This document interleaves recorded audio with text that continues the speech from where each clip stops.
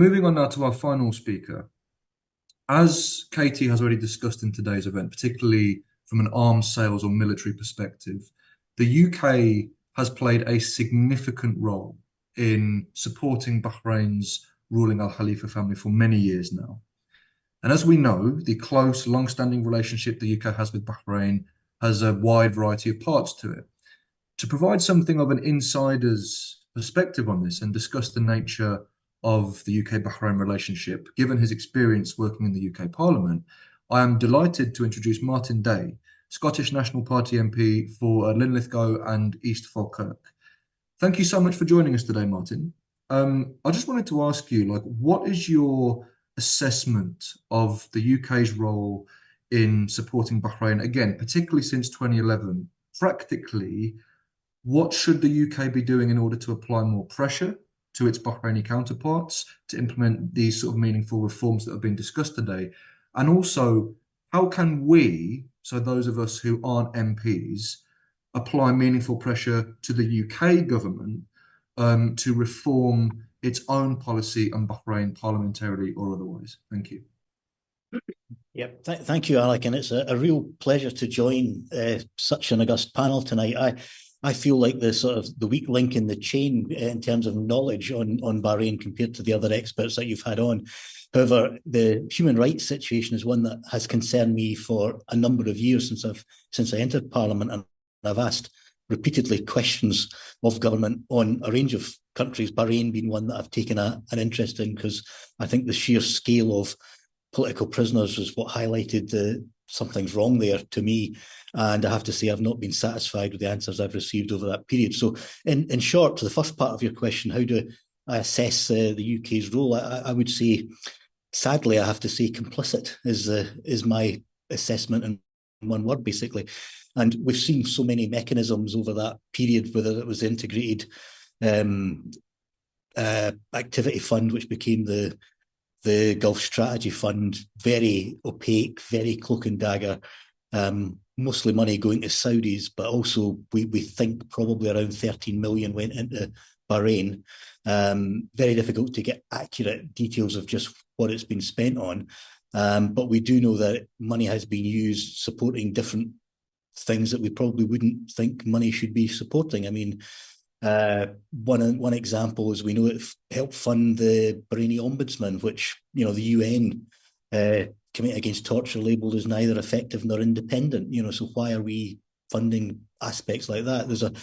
We could go on all night with examples of what we think it's been spent on. So I think we need to bring real pressure to bear on transparency in terms of the UK support there. I mean, we should have a detailed publication of just where our money is spent, and there should be a human rights appraisal on the projects that it's supporting.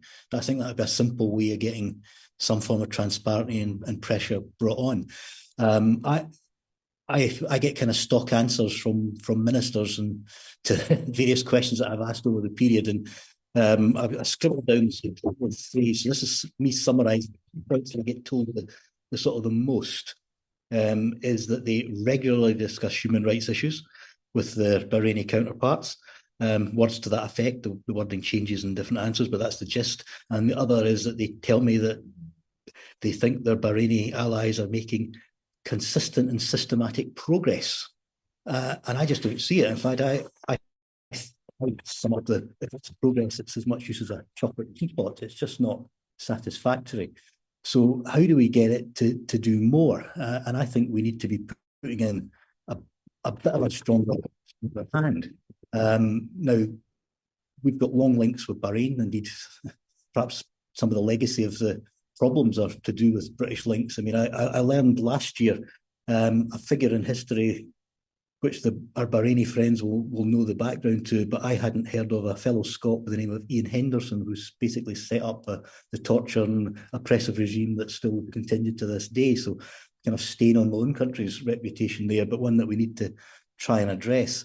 So I think in addition to getting published figures of where our money is going on the projects, we should be pushing our UK's representatives through the government to get the UN Human Rights Council to pass a resolution about human rights violations in Bahrain, and we should be looking for a UN-led commission to investigate the allegations of torture and to look at the prison population. I never cease to be dumbfounded by just the scale of the prison population in Bahrain per head, more prison population than anywhere else in the world. I come from a small country, Scotland, 5.5 million, and our total prison population is about 8,000, and we don't have any political prisoners. So, that puts it into perspective that you have a situation that's somewhere around 1 in 500 of the population are a political prisoner in Bahrain. So we need to be bringing pressure to bear on our government.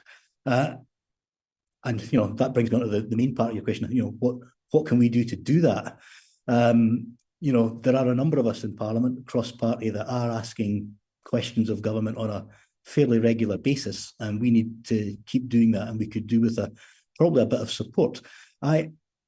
This is an observation, and I can't really say what the current situation is because I no longer get this attention, shall we say. But when I was first elected and I started asking questions, I did notice that the Bahraini regime was very averse to public criticism.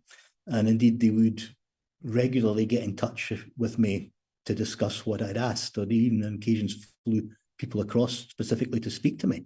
They've kind of given up doing that, which maybe means they've written me off as someone they can't soft soap anymore. But I suspect if we can encourage other MPs that haven't spoken on the matter to get involved, they will start paying attention to them as well and put a bit more pressure on, and also to put pressure on the UK government to take a stiffer line. So I think basically if we have sympathetic people in constituencies, that they should write to their own MP and ask them to ask a question, particularly I think around the one for me is obviously the political prisoners. We need to be asking why the UK is supporting such a strong ally when it has such an appalling record on political detention, torture, and use of the death penalty.